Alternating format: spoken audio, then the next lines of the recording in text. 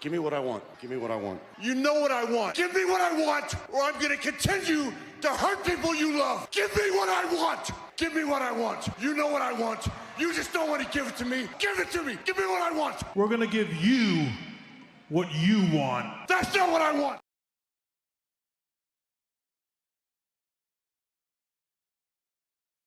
Muted. Hello, everybody. I always start off with that. Doesn't matter what channel. I always start off with that clip. Batista, aka Drax. I love it. I love it. I love that clip. What's up? So, check out my Mario video on my main channel, guys. That's fine. That's fine. I'll still be here. Vortex. Welcome, guys. This is my sports channel. Welcome, my wrestling and sports channel.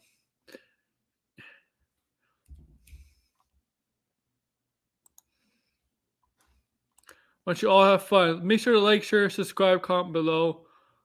You know. Okay, I gotta be right back. I forgot to bring my headset here just in case people want to come on. Be right back. Gotta get my headset.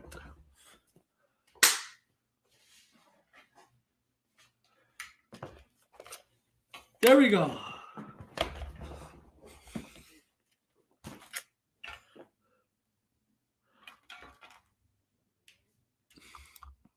So I'm putting my headset in. And voila, my headset's in. What's up? Okay. Let's let you all know. Saturday, Let's Talk Pop episode 3. We'll talk about the episode of The Mandalorian, the latest episode, chapter 18, episode 2 of season 3. We're going to talk the Mario Brothers trailer, final trailer before the movie. We are going to also talk some video game stuff. You got two big video game news. Post delays.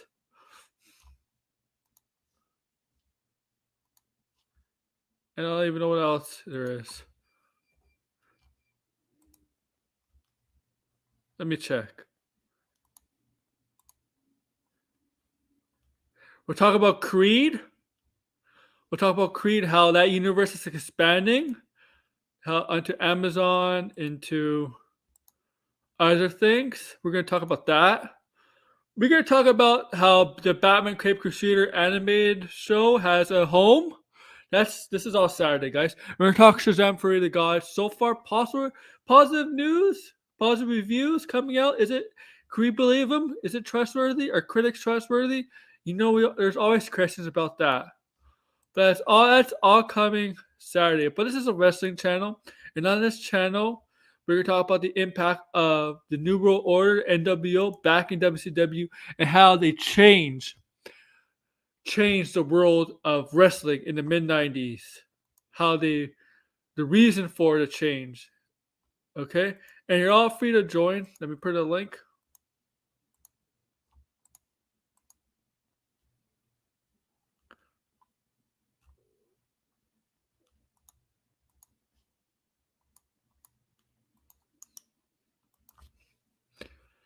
Okay? All free to join.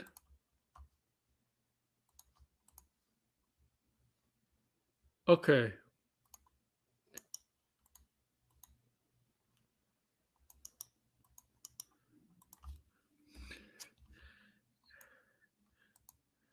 So yeah, okay, let's get into this, guys. Let's get into this. The New World Order, buddy. The New World Order. NWO. No, not Captain America 4 New World Order. The NWO from WCW in the 96 around 2000. And there has been different incarnations of the group. And also these two more subs to 200. So I'm on the verge of getting 200 subs.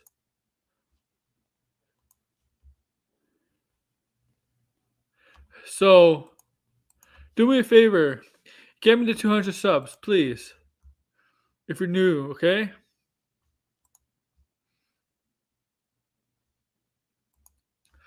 Okay.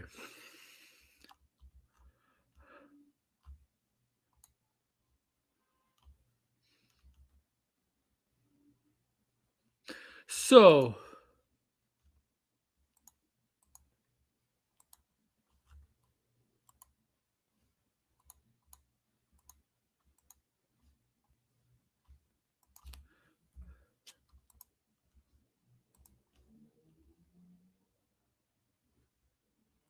I'll send it to Tony just in case he gets it.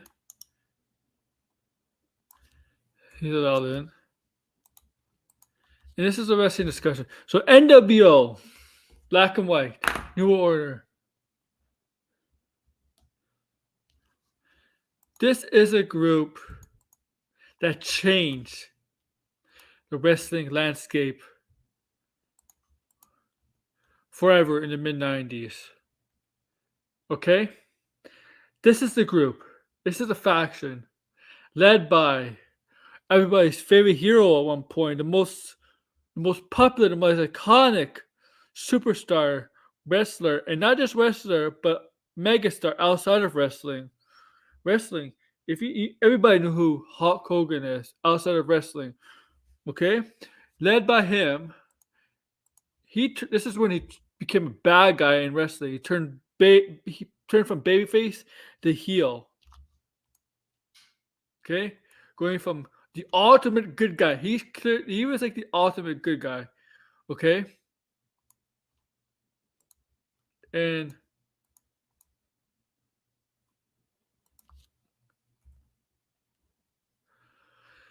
this is a time where he turned his back on his fans, everybody, everything he stood for, his morals, his whatever he stood for, environment, the prayers, say psalms, whatever like that. The kids, the adult fans, he turned his back on. Now this is all wrestling, all fake, obviously, just like movies.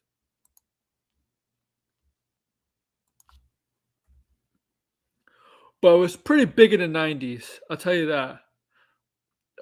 Hogan turning was a big turning point of the wrestling landscape in the 90s.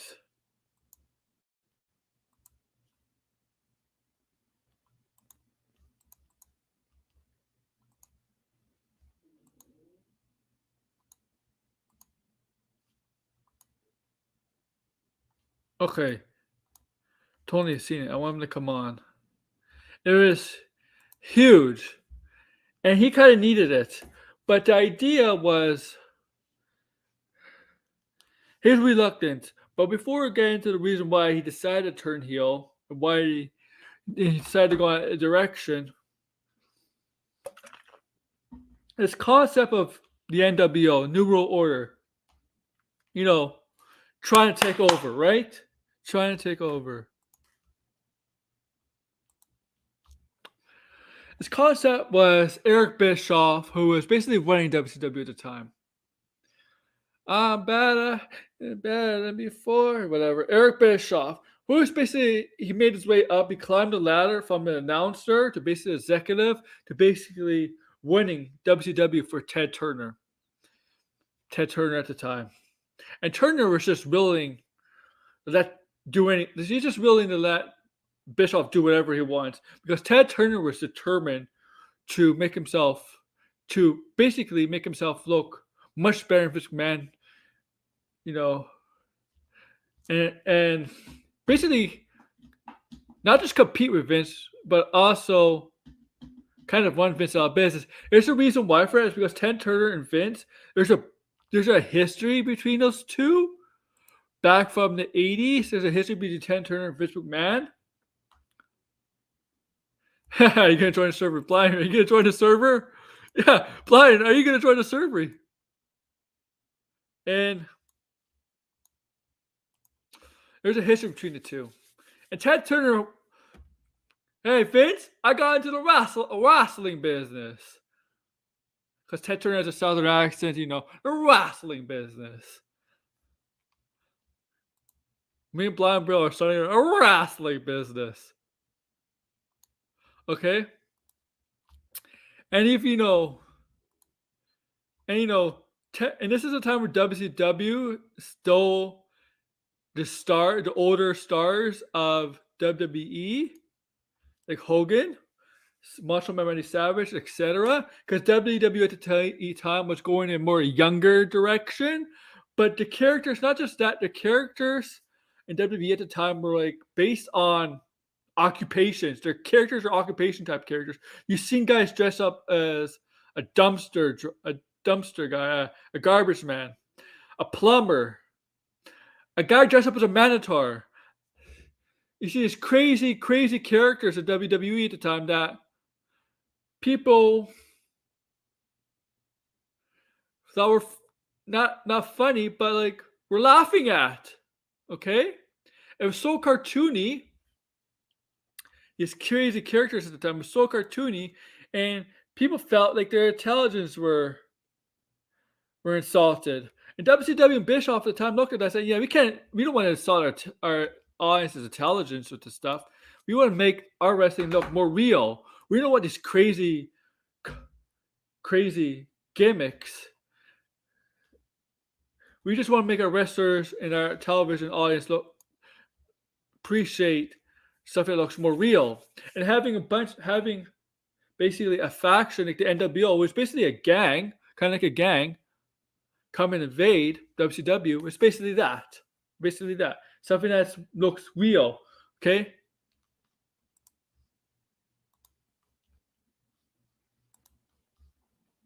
Okay. You better join the server.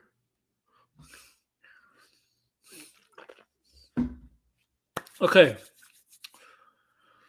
So the whole idea of this was, and the thing is, WWE at the time, Vince at the time was not in a very good financial state. They were struggling. They were really struggling in terms of money, in terms of financially. And two of the megastars' contracts were up. It's Scott Hall and Kevin Nash. Now, some of you may know who Kevin Nash is. You may know who Scott Hall is, but you may know who Kevin Nash is from some movies. Like you know Hogan from some movies. So you know Hogan from Mr. Nanny, No Holds Bar, Suburban Commando. Okay? But you may know Kevin Nash from Punisher. What? The Punisher. Remember he was in The Punisher? You may also know him from The Longest Yard, the Adam Sandler remake. He's one of the guards, and he's the one that took the female hormone. You know, remember that? That's the actor.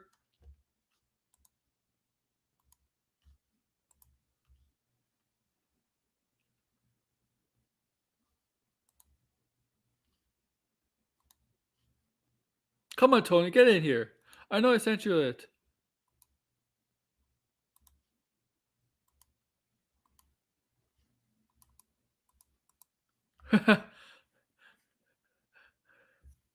Okay.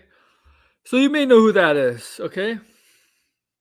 Scott Hall hasn't participated in movies or TV shows or anything like that. But him and Nash are best friends. They're best friends at WWE. The thing is, in '96, in the middle of '96, around springtime, their contracts were coming up, were expiring. Now, they did not want to leave WWE. They made it perfectly clear. Scott Hall just recently passed away last year, but yeah. So, going back to this, they did not want to leave WWE at the time. They were happy. They were happy there. They perfectly said, if you can match what WCW offers, we'll stay. Okay? And what WCW was offering was more money and less dates to be on the road. The less travel dates. Because in wrestling, you travel basically 4 or 5 times a week. And what WCW offered them was more money for less travel. And of course, they would accept that, because who wouldn't? Last travel and you get more money? You'd be an idiot not to accept something like that, right? You get to be at home more with more money coming in. So they did that. Okay? And they left for WCW. But the great thing is, how they debuted in WCW was amazing. Now, Bischoff, who at the time was commentary, right? He saw this idea of the NWO. It came from New Japan versus wrestling in Japan, and there was something like that in Japan where they had like a gang, a group trying to take over the New Japan promotion, the company. So he kind of wanted to bring that idea to America and have an American version of something like that. So he pitched the idea to NWO, all right, to Scott Hall and Nash. So on this regular show, Nitro, it's a regular Nitro. These two guys are wrestling. All of a sudden, you see this guy in a jean vest, right? Jean vest and jeans, walking down the aisle, right? Walking down the aisle of the crowd, the crowd. And this during a match was going on, and it started to get a lot of people's attention. The fans, obviously, the fans, the fans in the crowd, people watching at home. Obviously, we were paying attention. Also, the commentators, the announcers started to pay attention, and all of a sudden, these two guys are wrestling. They just stop. They stop wrestling and they look at this guy, and they just exit the ring, and they let this guy come into the ring. And this guy was Scott Hall. He talked to Mike. And he says to the crowd, "You all know who I am," because if you're into WCW at the time, you probably know who WWE is. You probably into WWE too, so they all know he came from WWE up north. WCW is branded as a southern promotion, and WWE is branded as a northern promotion. So he came from the north, right? But obviously, people pay attention to WWE because WWE is a juggernaut in the wrestling world. Back then, it still is. Oh yeah, finally, my friend Tony is here. What's up, Tony? NWO. Oh, you. What's up, Aaron? You can call me Hollywood Aaron. Hollywood. Yeah. Aaron. World Order. So what are we talking about here? Something about the NWO and Oh yeah, I'm basically giving our viewers kind of like an introduction how it came to be the NWO. Give me a second. All right, you got Blind Braille's in here, and Blind Braille's not even a wrestling fan, but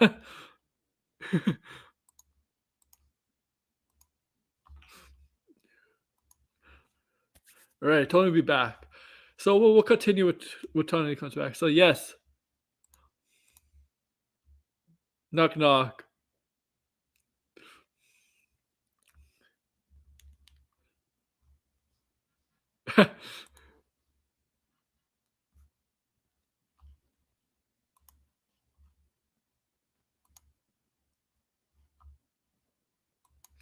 Okay, so we'll continue when he comes back. Blind Braille versus Vortex in a wrestling match.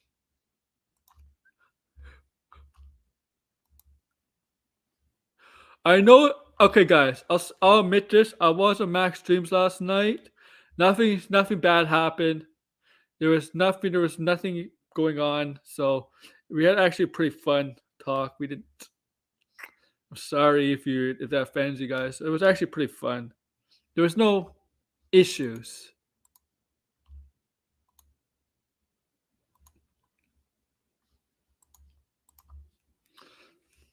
But yeah, guys. When Tony comes back, we'll continue this NWO talk. But yeah, Friday, guys. Friday I do have a video stream. It's baseball stream. Saturday, guys, episode 3 is Saturday. And check out my Mario trailer, guys. Vortex. Have you seen the Mario trailer? Blind Braille, you've seen it, I know that.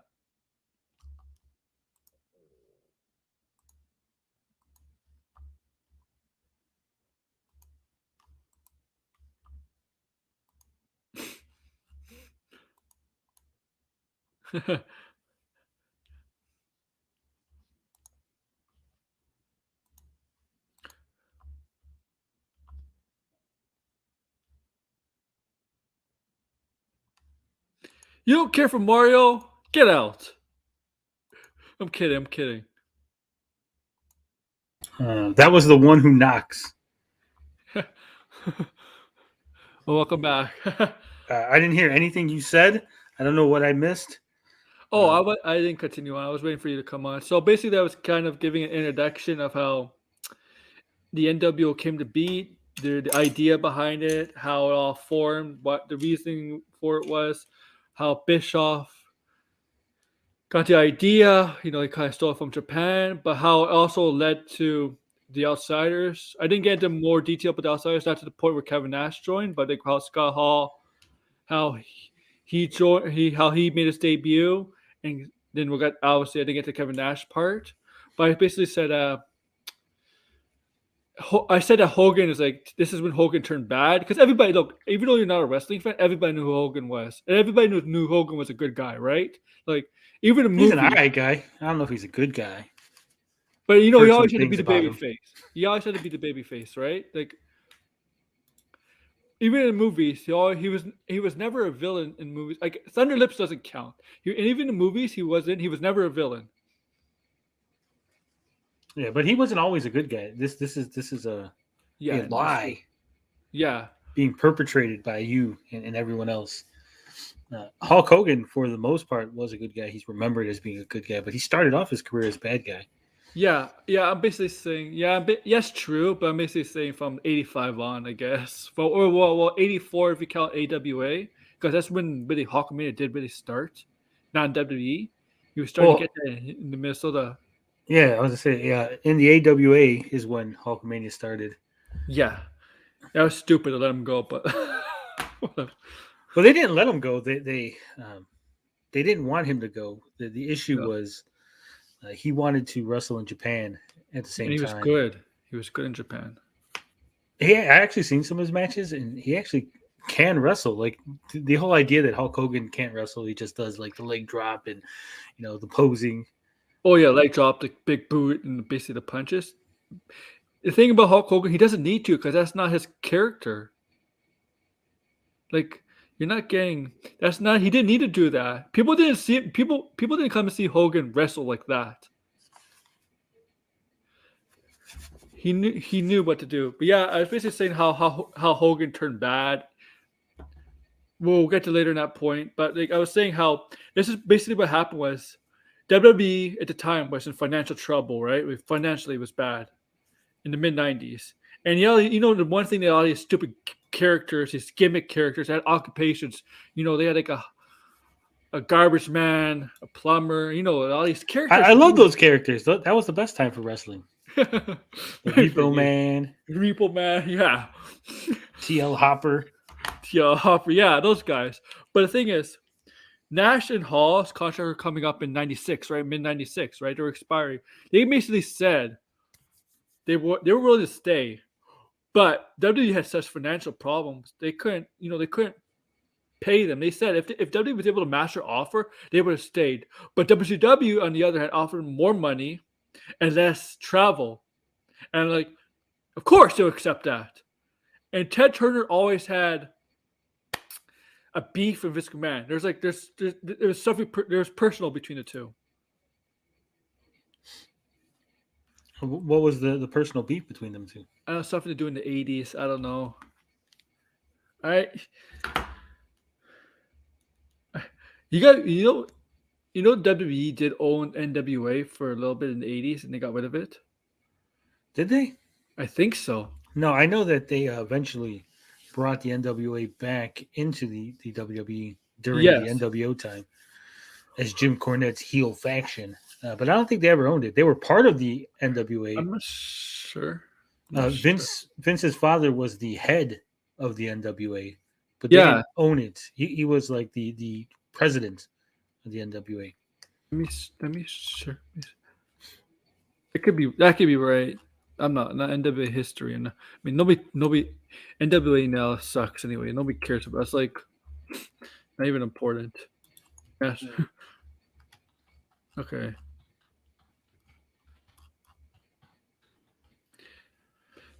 Basically, NWO did become WCW. Like that's what. Yeah, what was that? It became like basically WCW. Well, that's not true either, Aaron. Come on. The NWA is still around today. I know, but like it turned into WCW. It did not turn into WCW. Come on. You're giving incorrect information. The correct information is actually the NWA, which was headlined by the JCP, which was Jim Crockett Promotions, which was formerly Georgia Championship Wrestling. They were the main organization in the NWA at the time. Ric Flair was the champion, the crown jewel of the NWA. They wanted more control, and the NWA, obviously, because there's other companies within the NWA, they didn't want to give them more control. Yeah. So eventually, what ends up happening is JCP breaks away from the NWA. And that happened during the time when Ted Turner had bought the JCP away from Jim Crockett and turned it into WCW, because WCW originally was just the name of the Saturday night show. Yes, it World was. Championship Wrestling was just the Saturday night show where And Jim NWA went to ECW at the time. well, that didn't happen either, because come on, Aaron. What? I don't know, but wrestling NWA guy. was. I mean, NWA had their title on ECW. They had to get in. Well, and- again, the NWA floundered around for a while. Yeah, floundered. Yes. And then they decided to hold a tournament, and part of that tournament was a company called Eastern Championship Wrestling. Yeah. And the winner of that tournament was a gentleman by the name of Shane Douglas. Yes. And he won the NWA World Heavyweight The Championship. infamous throwing the title. How was that? When he threw the title, when they basically trashed it. He trashed the title in the very first win. Yeah. So he wins the championship, trashes it, and in that very moment, Eastern Championship Wrestling changed its name to ECW became Extreme. Yeah. Championship Wrestling. Yeah. And the NWA was once again without a champion. And NWA was like NWA was kind of out, was not around until basically TNA joined up with NWA. When the Jarretts and NWA, they had, with TNA when it started, they had NWA. Yeah, because they were the main focus. But the NWA has never gone away because they've had other companies. I know, it's by Smashing Pumpkins now, Billy Corgan. Yeah, but I'm saying even before, even after the ECW thing, they were still around, but they would have smaller companies. Yes. At one point, Smoky Mountain Wrestling was part of the NWA. Oh. You had NWA Hollywood. There was I believe, a NWA Tri-State, I want to say. Yes. So the name's been around because the NWA is, synonymous with wrestling. People still remember it. You slap NWA on some small-time wrestling federation, they're going to get additional fans showing up. Old school fans, a lot of old school fans. Real fans, not none of these internet wrestling fans. What you call marks? Yeah, these smart marks. So where was I? So Eric Bischoff basically got the idea of NWO when he went to New Japan, right? Because New Japan had something similar at the time. Well, they actually kind of started it, right? The New Japan basically had their own NWO at the time. Well, was it the Black Army or something like that? Yeah. Zoldak. Yeah. So he wanted to bring that idea to WCW, right? Because he wanted to change the landscape of wrestling. He didn't want to see, because I think like he said about WWE, right? There's all those crazy gimmicks. He felt like the audience were insulted by that kind of stuff. He didn't want the audience to be insulted, So by having, and also Hogan at this time in 96, he was not getting cheered as much. People were getting tired of him. He was getting stale in WCW. Well, that's because they tried to recreate the formula from WWF. Yes. Yeah. And the thing is, people always conflate the fact that it's wrestling, right? It's all wrestling. But the truth is, the New York fans are way different than the Southern fans, right? Oh, 100%. And the style of wrestling is completely different between NWA is actually more wrestling than New York style. They actually do a lot more. It's more ring work. Yeah. So when Hogan came in, there was initially there was cheers. Oh, it's Hogan, the big guy from the other company. Yeah. Right? But what ends up happening is because you have him win the title in his first match against Flair, you basically shit on your entire company. Say, hey, this guy from New York can beat everybody. He's better than everybody in our entire organization. He's the new champ. That's a great point. That's basically the whole NWO, beginning of NWO. That's the reason they had Scott Hall basically come in through the crowd, because you would think WWE is invading WCW. Yeah. That's the whole point of the NWO at the beginning. Remember, Scott Hall even did his Razor Ramon accent. Yeah, they got sued for it. Remember? Yes, they did. Yes. That's the whole reason for NWO. It was like people thought WWE is invading WCW. And what's the great thing about it? That's great. That was a great story back then. It's great. It's because Bischoff and Turner wanted to go to war with WWE. They wanted to. And they're doing was signing WWE's older wrestlers at the time, like Hogan, Savage, all these other guys from like the 80s or 70s, 80s, and early 90s. Well, Nash and Hall were not exactly like older wrestlers like those guys were. They were like in their mid 30s, but they were still relatively popular from WWE, and they're like two huge signings of WCW, right? Yeah. Because WWE couldn't afford them. Or Well, not just couldn't afford them. I think that they were done with them. They knew that they were past their prime. yeah, Kind of going in a different direction already. the NWO forced a lot of change for WWE, and like we'll talk how they influenced the change in WWE into the Attitude Era.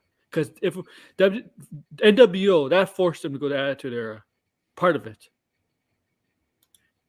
Yeah, I think so.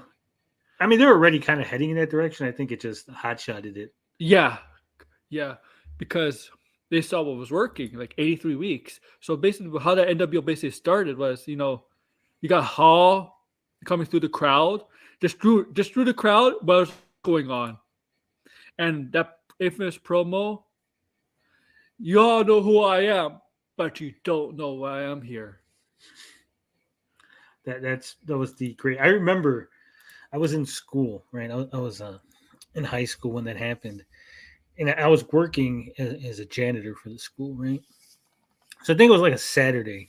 We're working and we're cleaning a classroom, and one of the other janitors is like, "Man, I can't believe Razor Ramon showed up on WCW, right?" And at this time, I was really familiar with the WWF. I wasn't so familiar with WCW. I just kind of knew it existed, right? Yeah. I'm like, what do you mean? He's like, yeah. Fucking Scott Hall showed up, just walked out into the ring, and he gave this speech, and he's like, oh man, it was crazy. The crowd's going wild. Scott Hall shows up. So from him telling me that, I was like, oh shit, I gotta tune into this WCW. This WCW thing sounds interesting, and that's how I ended up becoming a WCW fan. And then a couple weeks later, the week later, he was on Nitro, confronting Bischoff at commentary booth, because Nitro at the time commentary was like near the entrance, right? Yeah. Right. And he says, "Oh, he's implying he has somebody else is coming in." The big guy. The big guy's the coming. big guy the next week, and Bischoff was like, "So where's this guy? Where's this guy?" And Scott Hall just did basically that, and I think he had a toothpick too, basically pointed behind him to Bischoff, behind you, and then Nash and Kevin Nash came in. So and he didn't pull a hamstring. No, he he tear did his not. quad. He walked to the ring and succeeded to make it all. Kevin Nash is like, so this is where the big boy play. Look at the adjective, big boy. So Kevin is like, no, Kevin Nash later. It's not an adjective. That's pretty funny though, right? And I love how each time they came to Nitro before Bash at the Beach, they were in the crowd, watching the matches, and they're like, and the security guards always come up to them, and they always get thrown out. And then to a point, was it the pay-per-view before Bash at the Beach? Was it Great American Bash? I want to say yes. When they powerbomb Bischoff, right? Yeah, it was Great American Bash. Okay, yeah. And they announced they have a third guy, and now the third guy we all know the third guy is Hogan, but we didn't know who people at the time, they weren't sure who the third guy was, because this thing could have easily failed if they did not get the right third guy. Because remember, it was originally supposed to be Sting. I mean, Sting would have sucked. As the third guy.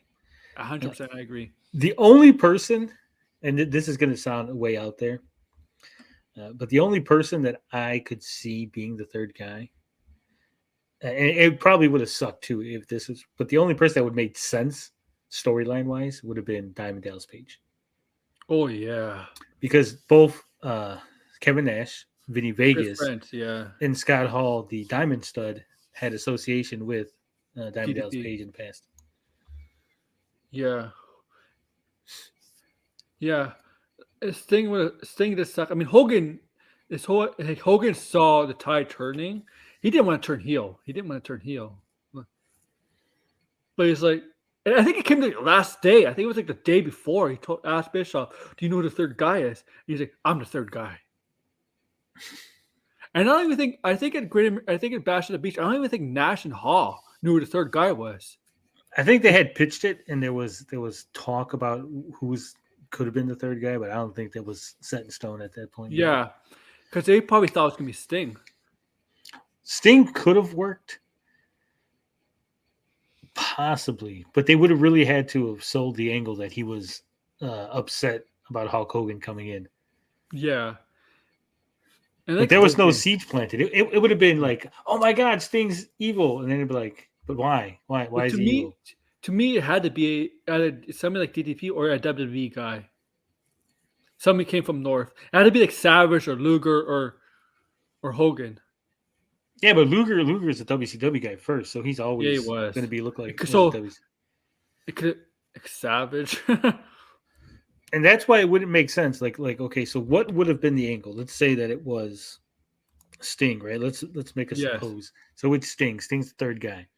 What's the angle now? Because I don't know. With Scott Hall and Kevin Nash, it's the invasion, right? Like, they're invading, and then you got Hogan, who's always going to be a WWF guy, and then you end up having Nash, Ted DiBiase, Six Giant. The Giant, but you know, they realized they made a mistake early on with the Giant having been in the NWO. Yeah. But what I'm saying is basically everybody was like WWF guys, right? You had Ray Traylor, he's a big boss man. IRS was in it. IRS. Virgil. Giant was the first one from WCW. Brian Adams was Crush. Yeah.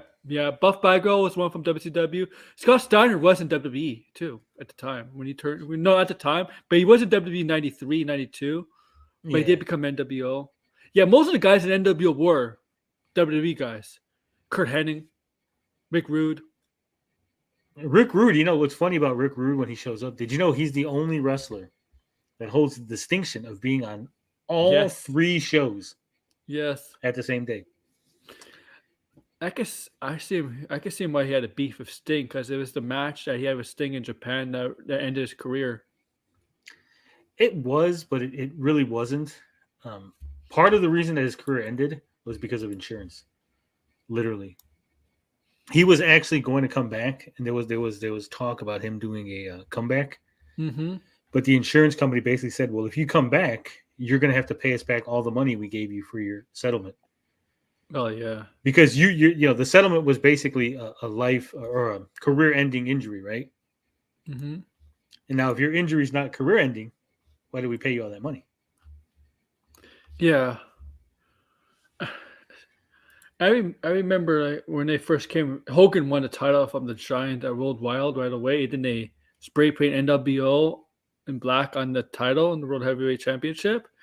That was pretty cool, and that's just when the seeds for Sting started to plant in, because people had doubts about Sting. Is he loyal to WCW or NWO, right? And then and that's when Sting went to War Games where the NWO won. And then basically on Nitro, he kind of walked out. You're forgetting. You're skipping over the fake Sting.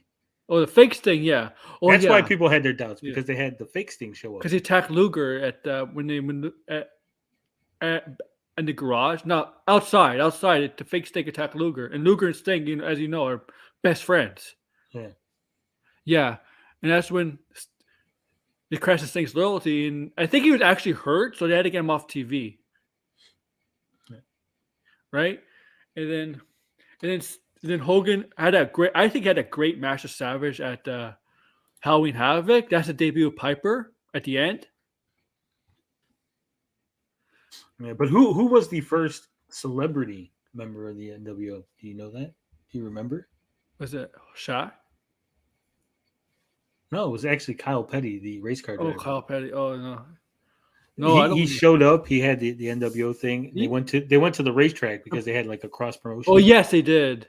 And then that was it. Like, that was the end. He just showed up like, hey, look, fucking, he's in the NWO, and it never like really. Did you know? Apparently Jonathan Majors is gonna play as Dennis Rodman.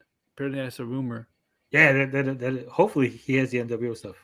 I was actually here because Dennis Rodman obviously was a Chicago Bull at the time, In and I was 98, that's when they were in the finals, and he had to do us. He put WCW over. yeah. Yeah, Well, that's what I'm saying. Well, because every year they have a little thing in Grant Park, yeah. right, for the Bulls.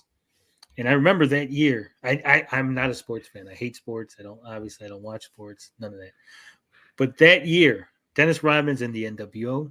Yeah. They're going to Grant Park.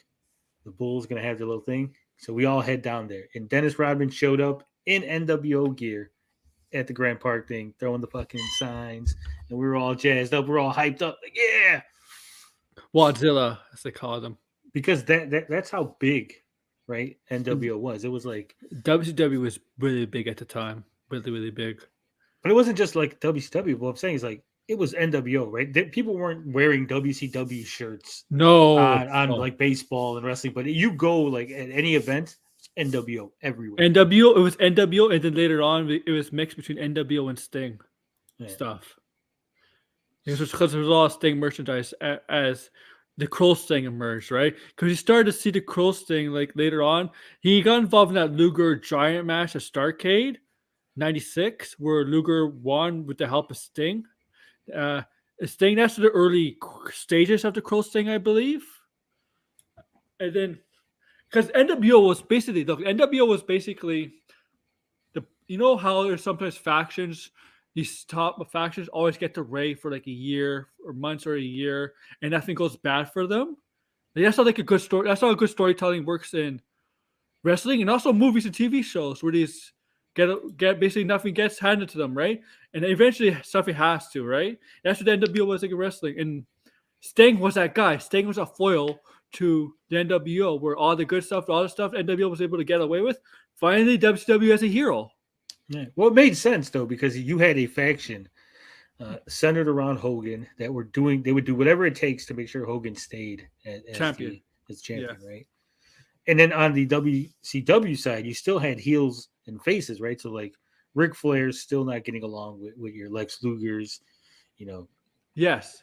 The Steiner brothers, because they weren't NWO yet, right? Scott hadn't joined yet. They came 98. 98 was Scott Steiner. So you had like the Steiners were still feuding with Harlem Heat. Yeah.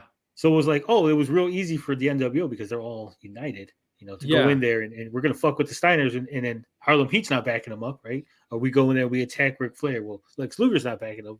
It took a while. And you see the progression as WCW is getting its shit together and going, hey, we got to work together. Regardless, heel, face. Yeah, we got a mutual enemy. And it's good storytelling. The NWO did turn Horsemen basically into a babyface faction because the Horsemen are notoriously known as a heel faction, but NWO kind of forced them to become babyface later on. Yeah. The worst part about it, though, was as much as I love NWO, right? Watching some of those Nitros, watch it back, some of those Nitros. And you'll see matches where the announcers are spending the entire match. It's like Rey Mysterio and Dean Malenko are putting on a clinic in the ring. And the announcers aren't talking about it at all because they're talking about, oh my God, Hogan's in the back. What's Hogan doing? Is Hogan going to show up?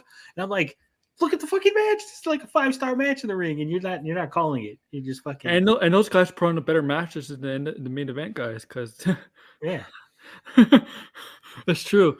I like so where we go with Sting was, and no, that was Sting. They also in that era, that's when DDP, the rise of DDP. When DDP rejected NWO, that made DDP into a main eventer. And his epic feud with Macho Man for a few months, that was a great story between those two, Macho Man and DDP. And Sting, Sting was like more of an anti-hero, Crow, obviously. And apparently Scott Hall was the idea, gave him the idea to do that character. Yeah, and they ended up getting sued too. But really, they got up getting sued by James Obar's the people. Because if you watch the original, like go back and look at the first appearance of Sting in the Crow makeup. It is identical to the Crow. Then by the next week, they've changed his makeup. He doesn't have the Crow makeup anymore. Do you remember when National Hall went to when they went to WCW, right? WWE is like, oh, Diesel's Razor Ramon still around, and they had Kane as Diesel and this other guy as Scott as Razor Ramon, and apparently the people at WCW was like looking at them. They actually thought they went back, and they offered more money. Well, it wasn't that they looked at them. What happened was, so Jim Ross comes out on WWF and he goes, "Hey, next week I'm bringing back Razor Ramon and Diesel." And at the time, in order to sell the storyline that Scott Hall and Kevin Nash didn't work for Turner, they didn't have a contract, right? They were getting paid. They had like a handshake contract and they're getting paid. So WCW lawyers actually thought, wait a minute, these guys don't have a contract. They might double cross us. They might screw us and show up back at WWF. So then they gave them an increase in money to sign an actual contract. Like, hey, we need you to sign like that you're not going back there. And they're laughing. They said they were laughing the whole time because you're going to give us an extra $100,000, and we weren't going anywhere. That's great. That was great. Yeah, that was. And nobody WWE bought that. Like the fans knew. Like they didn't buy that. Buy what WWE was trying to sell. Come on. Like, well, they didn't buy it at the end. But I mean, I'll tell you what, because again, I was around at the time when they announced it.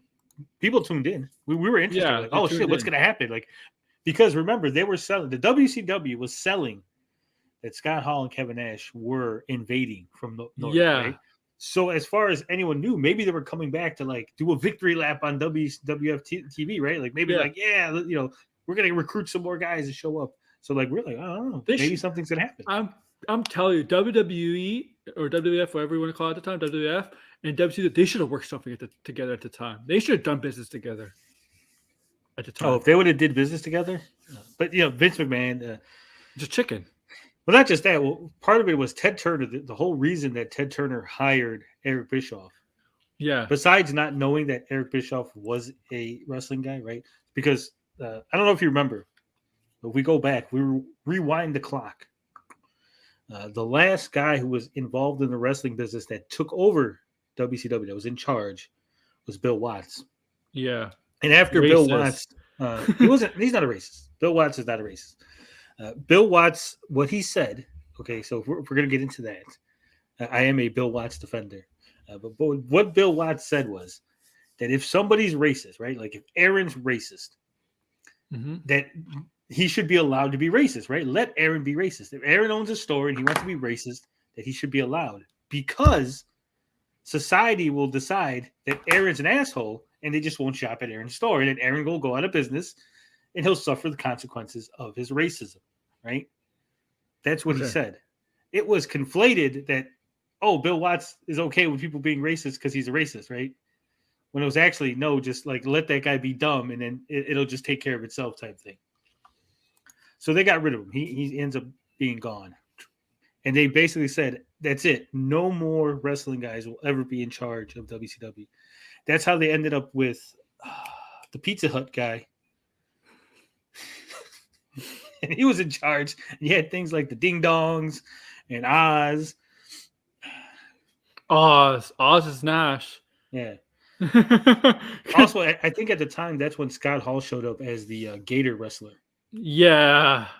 He had like he had a cup of coffee in the company. So fast forward back, Eric Bischoff, who people don't remember, was actually an announcer for the AWA. Yes, he was. And he tried to get a WWE job. Yeah. So he ends up doing his other thing, ends up becoming an executive within the Turner organization. They don't realize that he's a wrestling guy. So they give it, he goes in, he tells Ted, he goes, Ted, here's what I want to do. I want to put WWF out of business. And Ted Turner says, you're fucking hired. Do it. Let's put him out of business. Yeah. That's what Nitro is like. We need, if we want to compete with WWE, we need to have a show on Monday nights to compete with Raw. Yeah, and that's how they ended up getting Lex Luger. Lex Luger showed up to the very first Nitro. And he took a pay cut too. Yeah. Boom. Then they end up signing Hogan. Savage. Those are two biggest stars, him, Luger, Savage. They got some of the older guys like Paul Orndorff, Rick Martel, Cecil Sherry. They got some other guys too. But what I'm saying is that's how they got that. And that's how that ball started rolling. Mm-hmm. Yeah, To give a and little he want context. and Bischoff wanted to change the impression of this being a Southern thing, because you cannot go national.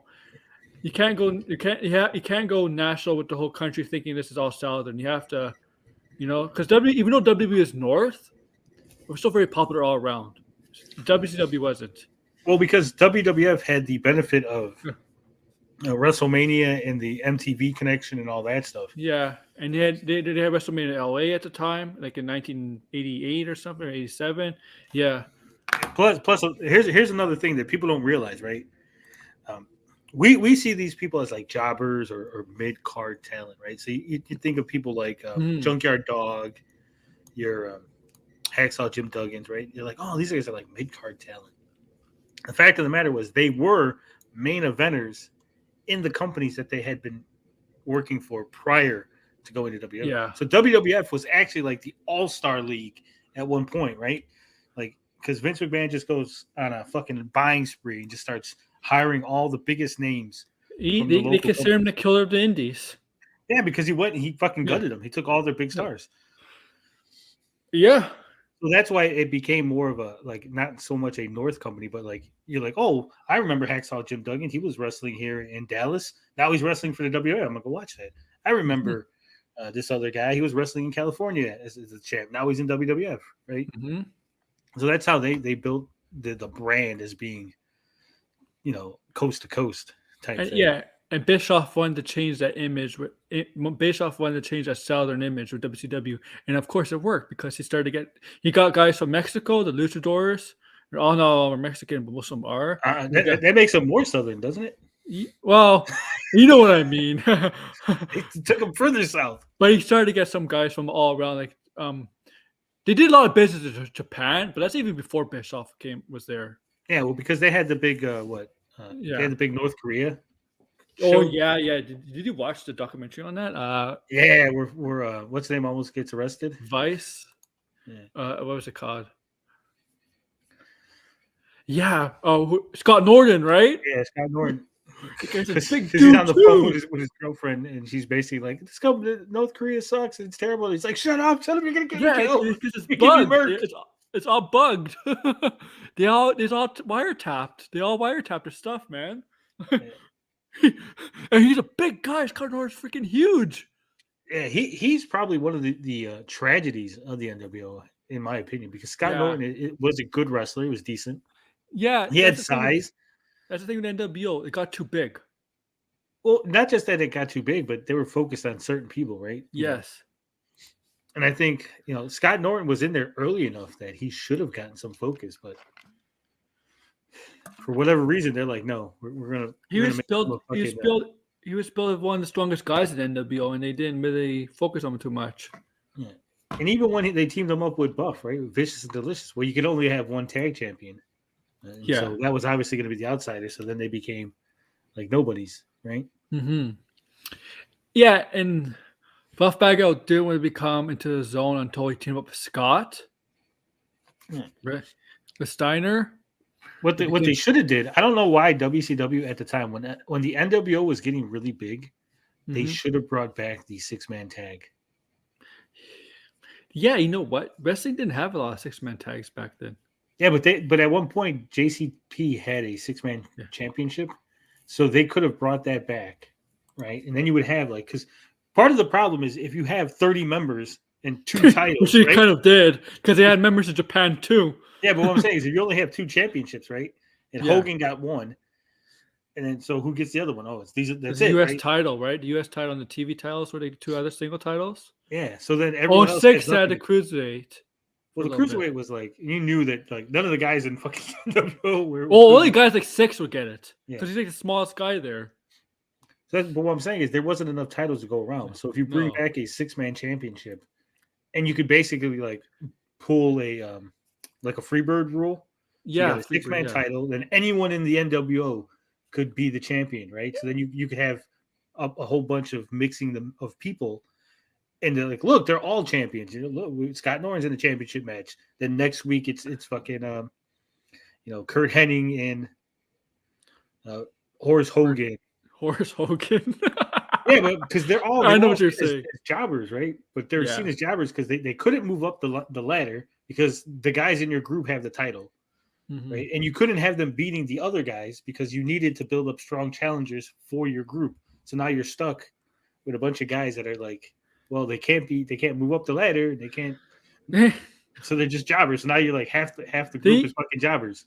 The reason for that is because they tried to split the NWO into the Wolf Pack.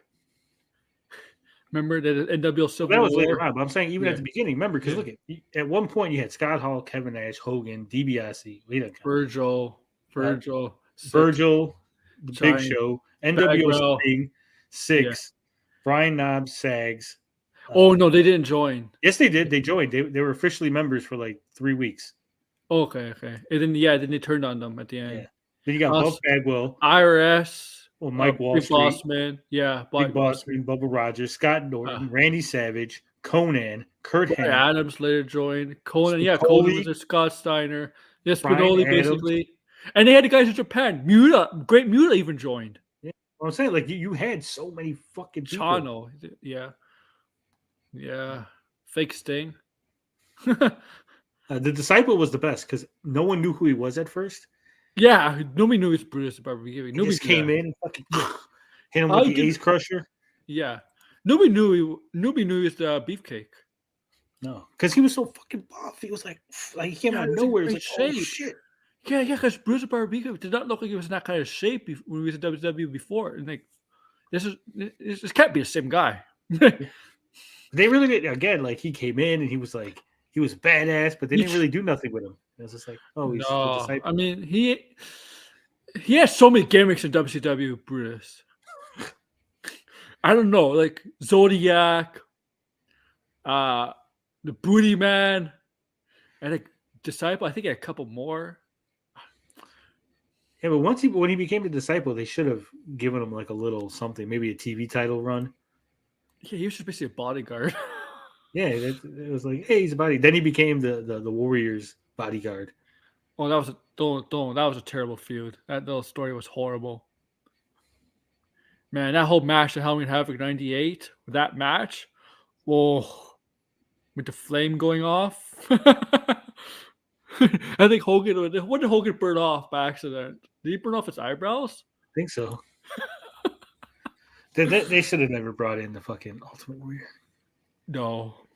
You remember he made his return, and Bischoff and Hogan were in the ring. He made his return, and Warrior likes to go on when he cuts his promos. Most of his promos don't make sense, and he cut like a long ass promo, and they're like Bischoff and Hogan were like, "What the hell is he talking about?" Everyone was like that, but there was a pop, right? Yes, we can't deny the fact that he showed up. We're like, oh my god, it's the Warrior! Oh my god! We're all excited, and then like 10 minutes later, like, what? Shut up! Just go in there and like be the Warrior. Stop talking. I was like a 10-minute promo, and Bischoff and Hogan were like, "What?" Like, the hell? I mean, he teamed up a Sting for a tag team match, and which was stupid because oh my god, that was I was so pissed when they did that because they were like, they really didn't want to say it. Like, they used to be tag partners. Say this is like the Blade Runners reunion. Fucking say it. Yeah. But the thing is, Sting was Wolfpack at the time. Yeah. But it's Bret Hart officially the NWO or just in cahoots with them? I mean, he was later on, but the Hogan era. In the Hogan era, no. He was just like hanging around. Because I don't think he was allowed to wrestle because of the way the contracts work. So he was just hanging around and like, is he going to join? Isn't he going to join? And he couldn't wrestle for like, I think it was like 6 months. Yeah, he only wrestled sporadically once like every blue moon. Yeah, he was just like a partner. He was against NWO at the start because it cost Hogan the title, even though technically Hogan did win that match because the referee did count to 3. Starrcade. That match is a whole mess. That whole build-up was great until the conclusion at Starrcade. Yeah, a lot of things were a mess during that time. But again, it's because they were huge. They had a huge impact on everything. They changed the game. They influenced the DX. Definitely DX. They influenced DX a lot. Well, big time, because I mean, part of what made DX was the fact that they went over the whole invasion. We came in with a tank and we're demanding they let Scott Hall and them go. The click influence. Yeah. Nash Hall, Triple H, and Shawn And then when the 1 through 3 kids showed up, they're like, "Oh my God, we got Shawn Waltman back. He's back." Yeah, that was epic. Oh, and he basically like ripped Bischoff and Hogan on that promo. Yeah. Yeah.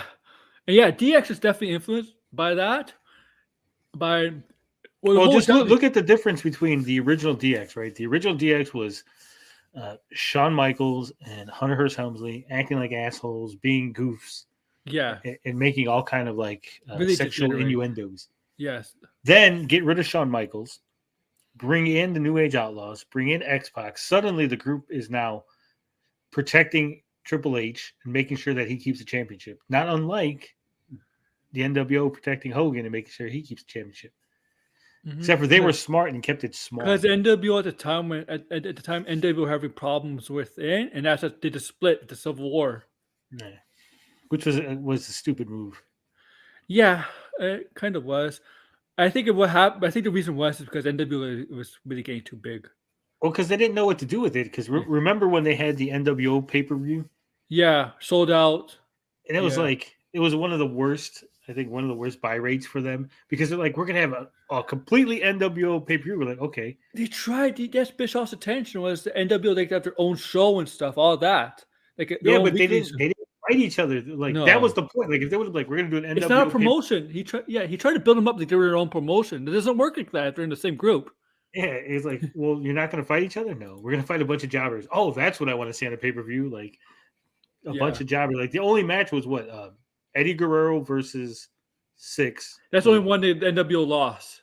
But I'm saying the only matches that had like actual wrestling stars was that match, and then the tag match with the Outsiders versus the Steiners. Mm-hmm. Yeah, but that Eddie Guerrero 6 match was good though. It was really good. Let me see what the. No, Hogan faced a Giant. No, see, so here it is. It was. The first match was Chono versus Jericho, which at the time Jericho was like a nobody, right? He was on the rise, but he was like a nobody then. Yeah. No, in '97 he was definitely a nobody. He didn't get on the rise until I would say about '98.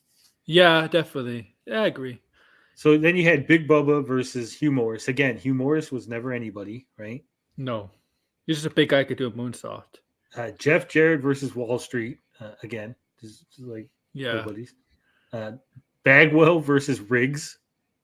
Oh, obviously, because they're former tag team partners. Yeah, but again, Bagwell joins the NWO, goes nowhere. At this point, he's gone nowhere. 98 is when it turns for him. Yeah. Scotty Riggs was nothing. I mean, he ends up in Raven's flock eventually, but at this point, he's like, he got the eye taken out. Yeah. The next match was Norton versus Diamond Dallas Page. Norton has been treated like nothing. Diamond Dallas Page hasn't made his rise because he hasn't really clashed with what's his name yet? Macho Man. Because that's when he started feuding with Macho Man is when he started his build-up.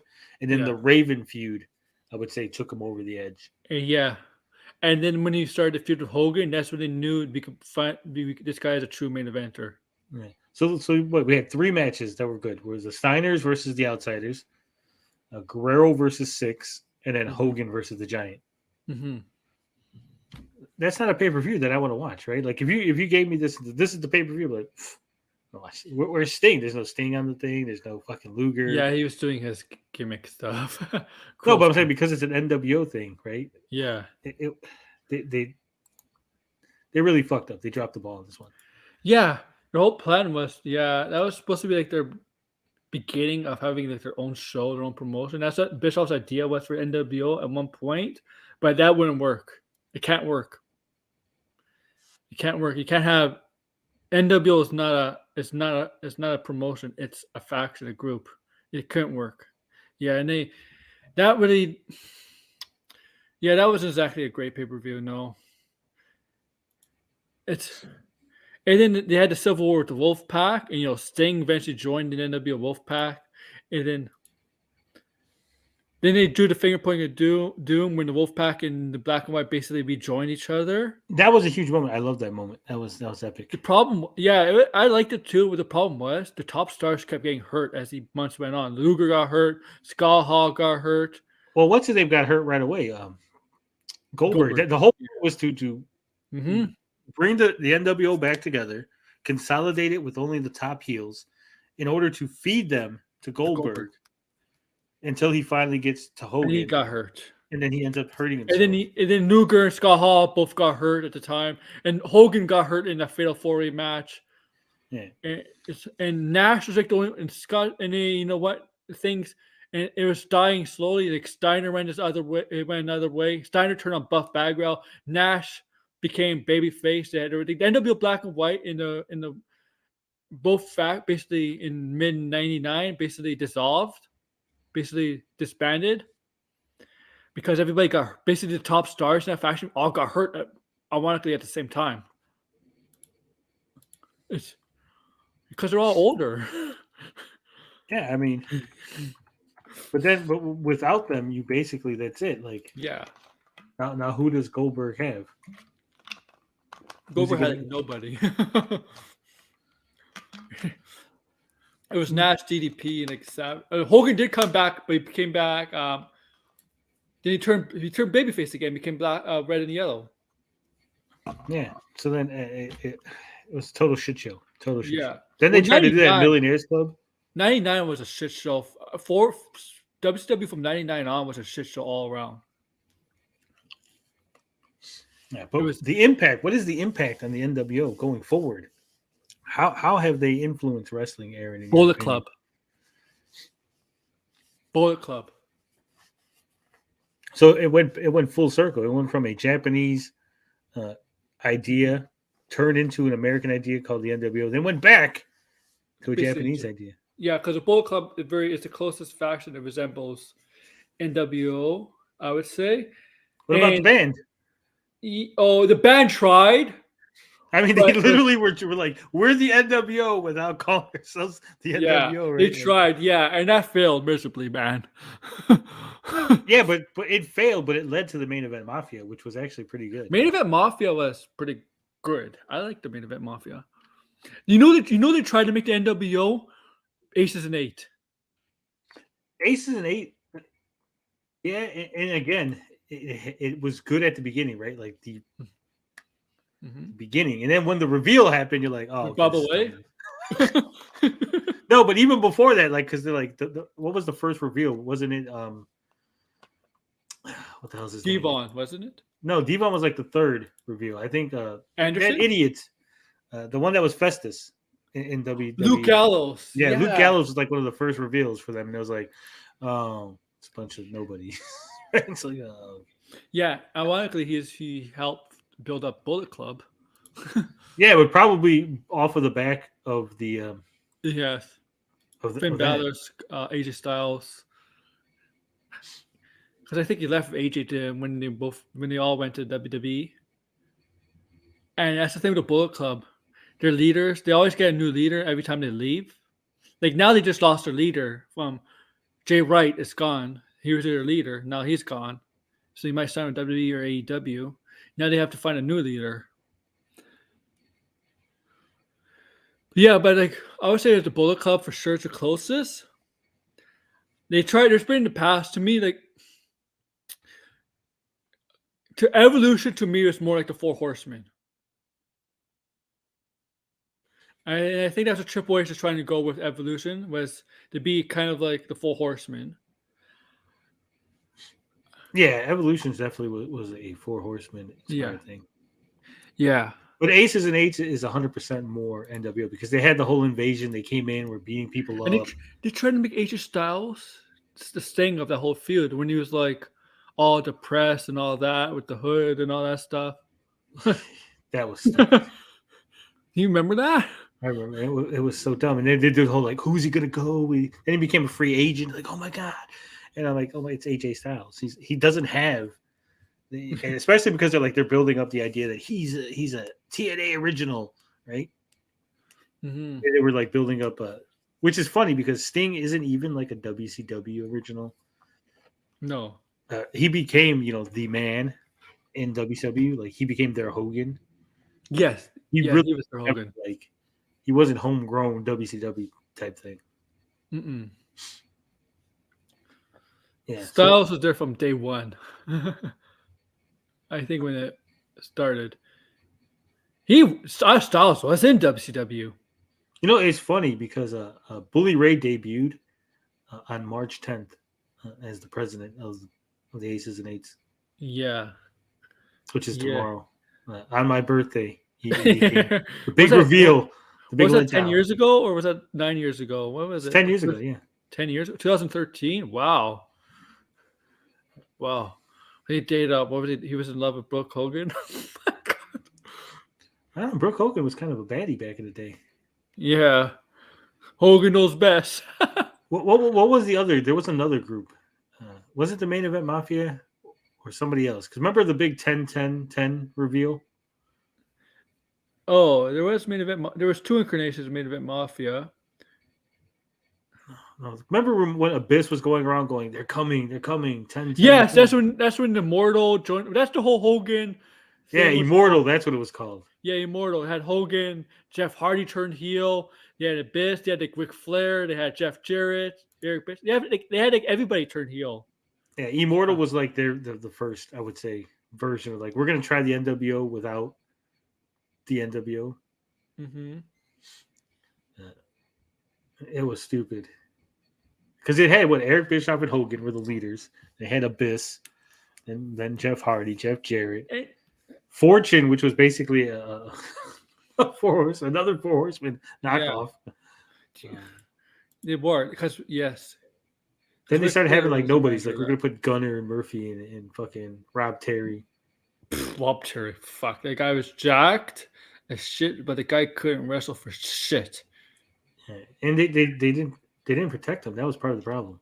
Mm-hmm. Like he should have been someone that went in there and like fucking choke slammed the guy, and then that was the end of it. Or like the master lock, like put him in a fucking move, and then that's it. Like, yeah. I mean, that's the thing with TNA, man. There's a lot of things to question about their creative, even when they change creatives over the years.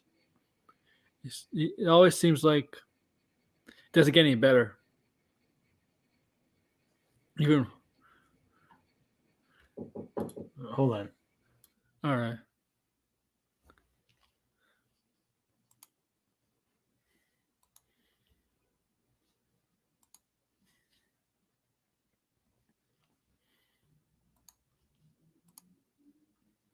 All right. My back. What's your back? What are you talking about?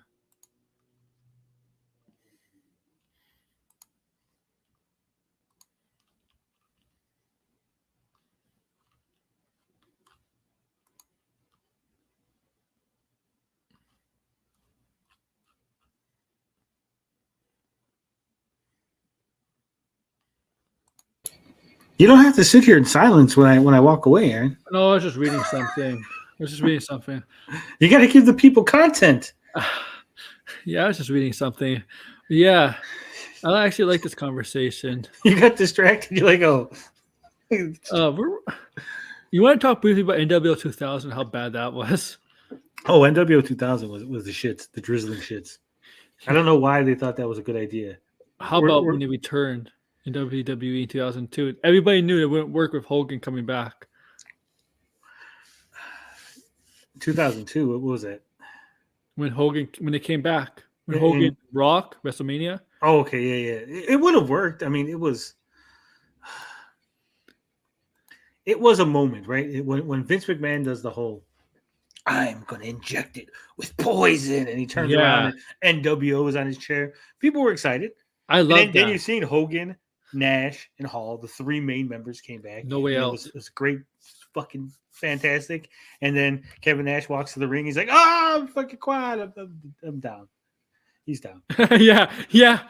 It's just that it's this thing when Hogan and Rock had that match at Sky Dome in Toronto, Rogers Center, whatever. There was no way the Toronto fan base does not boo Hogan. I can tell you, Toronto does not boo Hogan. Toronto is one of these rare cities that cheers for the heels. and Hogan's beloved in Toronto, so it wouldn't work there. As you can tell from the watching that match, you can tell from the audience they were booing The Rock. Well, it started off they were booing Hogan. They were booing Hogan at the beginning. Watch the match. It's in the mid point of the match where things change, and it's because the match was too long. Yeah, What they should have had a shorter match. And see, both of them, neither one of them wanted to lose. Neither one of them wanted to look bad, right? You really couldn't. You couldn't have. We're gonna bring Poison into the WWF, right? And then boom, Hogan loses. He had to beat The Rock. Did they originally want Austin to face them, or? Yeah, well, because Austin didn't want to lose either, so Austin ends up facing Scott Hall, and he wins. He goes over on Scott Hall. So then Hogan's gonna go over on The Rock. But again, because The Rock still wants to look good, right? He's not going over quick, so it's a longer match than you need it to be. And in the course of the match, as Hogan's not losing and he's getting up and he's doing the Hogan stuff, the fans start getting into it and they're like, oh, he has a chance, he's gonna win. We're gonna back Hogan, and then it's like, oh shit, the fans turn, and now The Rock is a heel and Hogan is a good guy, and the whole fucking plan goes off the rails. Yeah, and then that made Hogan a babyface at the end when he turned on the NWO and National Hall. And then Hogan and then later on in 2003, they had a rematch at No Way Out, where Hogan was the babyface going in, and The Rock was his actual heel. And that was a Hollywood Walk era. If you remember, Hollywood Walk used turn heel because he was pissed off at the fans for booing him at SummerSlam when he lost to Brock, because everybody knew he was leaving for Hollywood, and the fans were pissed. And that was a good walk. I'll say that was a good walk. The Hollywood Walk, even though it was like 3 or 4 months, that was a good walk because some good matches. Hogan, Austin, Goldberg, and some good segments with Hurricane. You put Hurricane over. But with the whole Hogan thing, though, man, this could have been it. This could have been like a new, because everybody wanted it, right? When this is already past the WCW's in the gutter. Yeah, they're dead and buried.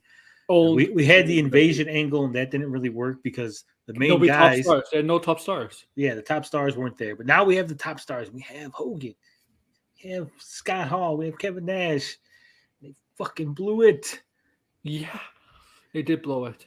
Your top stars in the invasion angle was like Booker T and DDP, but they didn't have like those guys. Yeah, and then they tried to shoehorn Booker T into the NWO and Shawn Michaels. It was so stupid. Yeah, and that NWO they were an afterthought on Raw. Nobody cared. They were feuding with Goldust and Booker T the whole time. That's it. Yeah, and they're a comedy act. You're involved in comedy with the Booker T and Goldust. That's it. They should have had the NWO come in there being fucking dominant. Yes. Right? But they didn't. I don't even think they attacked anybody between their debut at No Way Out and WrestleMania. Only Austin and The Rock. Yeah, that was it. Like they attacked Austin and The Rock. Like, but when they showed up in WCW, right, they were like beating up everybody.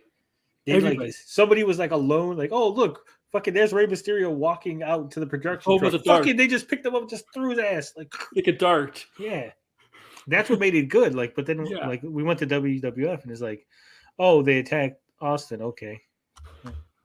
Anything else? No. Yeah, there's other guys that could attack. Yeah, like some of the lower mid card guys that could attack. Like one shock over all of WWE. And there was never you never got the sense that like, oh, who's going to turn? Right? Is Triple H going to turn?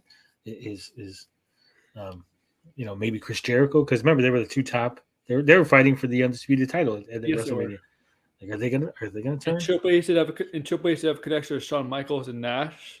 And, the APA, are they gonna turn? Maybe the Dudleys. No, it was never that. It was like everybody was distinctly against the NWO. The only person who turned was Big Show, and Big Show always turns. Yeah, it's like he always becomes a baby face or a heel. But I'm saying it made it so stupid because even Mr. Perfect was in the fucking company. You could have had him show up. He was helped him out. He was. Yes, he was. They had a lot of former NWO members in the company. Mr. Perfect was there, yeah. I mean, yeah, Mr. Perfect, did nothing. Diamond Dallas Page, they didn't make any mention of the fact that him and, They ruined DDP and WWE. He was nothing there. right, but I'm saying like you have DDP, he's the European champion at that WrestleMania. There isn't a single mention of Dallas Page's feud with the NWO in WCW, right? Why? Why not? They should have. Like they should have been hinted. Is DDP's worried that Hogan and them are going to interfere? He remembers what happened last time when they fought, right? Right? Nothing. They didn't know what to do with DDP. They ruined him in WWE. Kurt Angle Kurt Angle would have been a good turn. Yeah, he was kind of floundering at the time. He didn't really get his footing until I would say a little bit after that. Yeah. Ric Flair was around. There was no if he turned. No, but not even a turn. Like you need to build up. Like there's resentment, or maybe Flair's going to show up and interfere. Could you imagine? You get The Rock and Hogan, and then Ric Flair shows up and he screws Hogan. Like, oh, this is revenge for when Hogan was in WCW, right? And you're building up this thing. Then now the NWO is the underdogs, right? Now they try to get Sting. Yeah. But I'm saying, like, you had three guys. Their whole goal was to poison the company, and they literally did nothing, and nobody even cared about them, right? It was like, imagine if they waited a year later and they got Goldberg when Goldberg joined, because Goldberg came a year later. Yeah, well, Evolution versus NWO would have been a great feud. Okay, yeah, Evolution versus NWO could have been a great feud.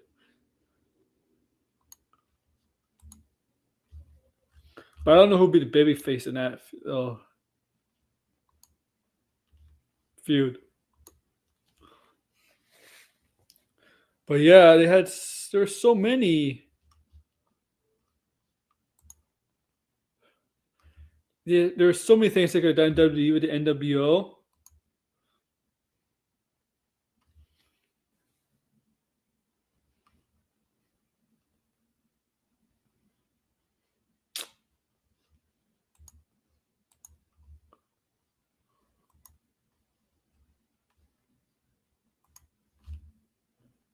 Who else did they have? They could have done something. I don't know who else. If they waited, the Bischoff was NWO around when Bischoff came in WWE. Let's see. I think he came after, really. In the same show, I think Vince McMahon dissolved the NWO, I think. And it was so weird. They came back. The NWO came back when Sting faced Triple H at WrestleMania, and they helped Sting in that match, even though Sting lost. But they were helping Sting, and I'm like, these guys have been at war with each other back in WCW, and they helped the guy who was leading that war, who was always one ups them, and Sting. It didn't make sense. Why would the NWO help out Sting? Because they were doing it for WCW's honor? No, NWO never cared about WCW. It did not make sense why they would help out Sting, really. At WrestleMania, I think it was 31, not 32. I think 31. That's the one, 2015. I think that's it is. Yeah, 2015.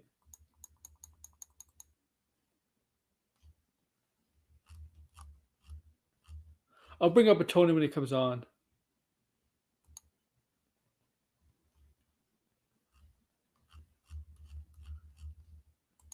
Back. It's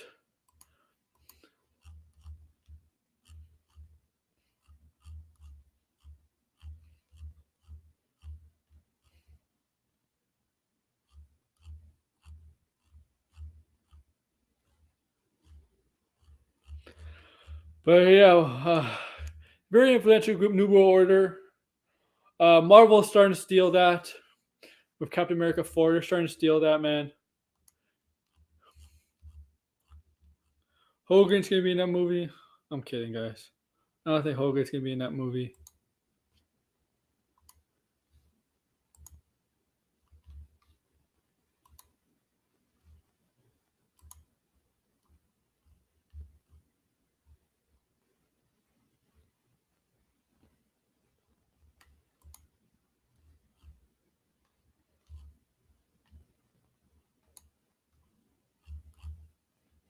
Let's see what else there is. It was a great era of wrestling. I'll tell you that when that deal was around.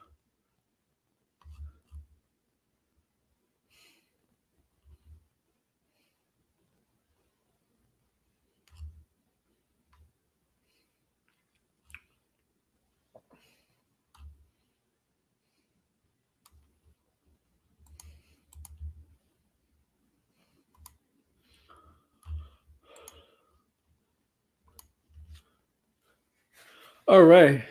So I'm gonna wait for Tony to let him promote his stuff because everybody got nothing. I'm back. Okay. You know, I don't have to promote nothing. Oh my god. My neighbors won't leave me alone today. Oh, I was gonna ask you before we ended. What do you think of WrestleMania? Was it 31? Did you find awkward that NWO helped Sting in that match against Triple H? Yeah, that was stupid. Yeah.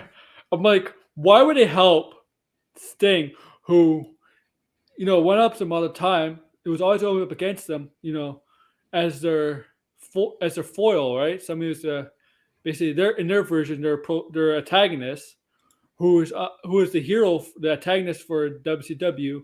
Why would it help Sting? It's like helping WCW. Why would it help WCW? They were always against WCW, and Sting represented WCW. It made no sense.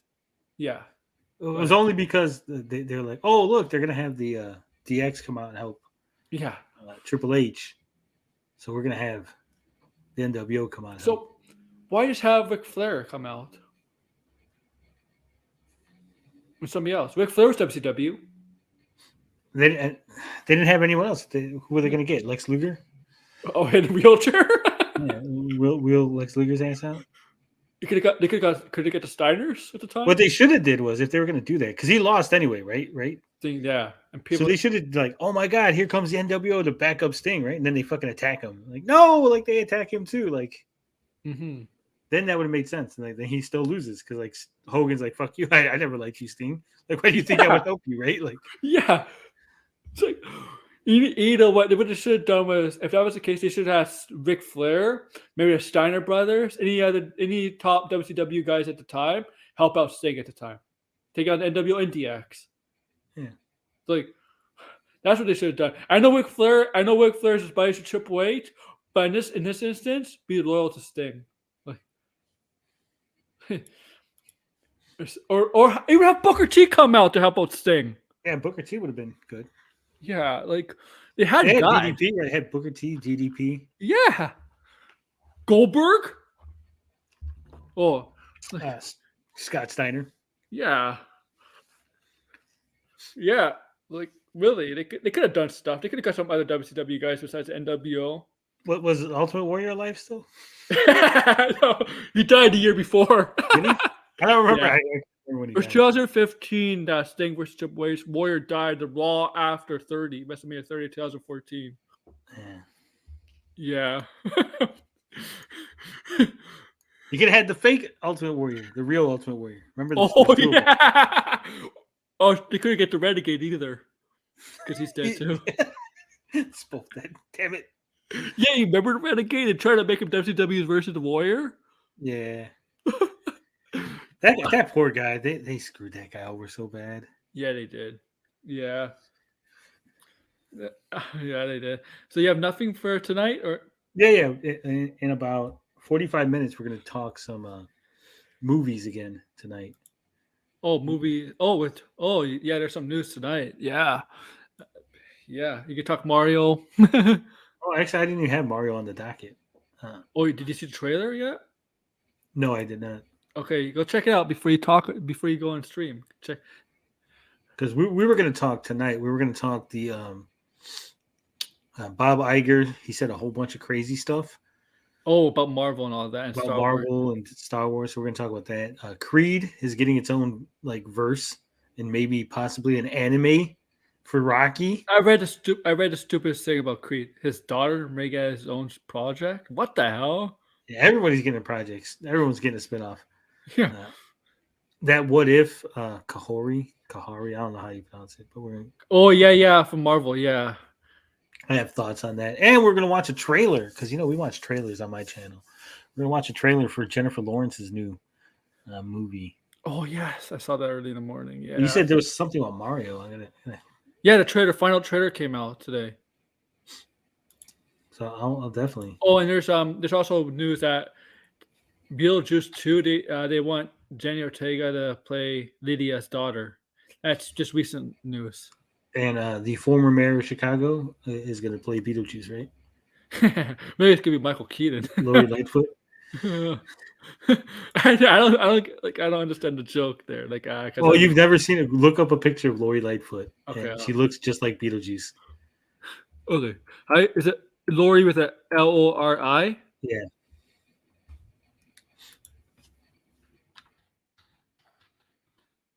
Oh, she does. She does. No, I can't. If you paint her face white, yes. She's Beetlejuice. Yes. She's the former mayor, so we're not gonna worry about it now. But thank you for coming on, Tony. I appreciate it. You know me, I love the NWO.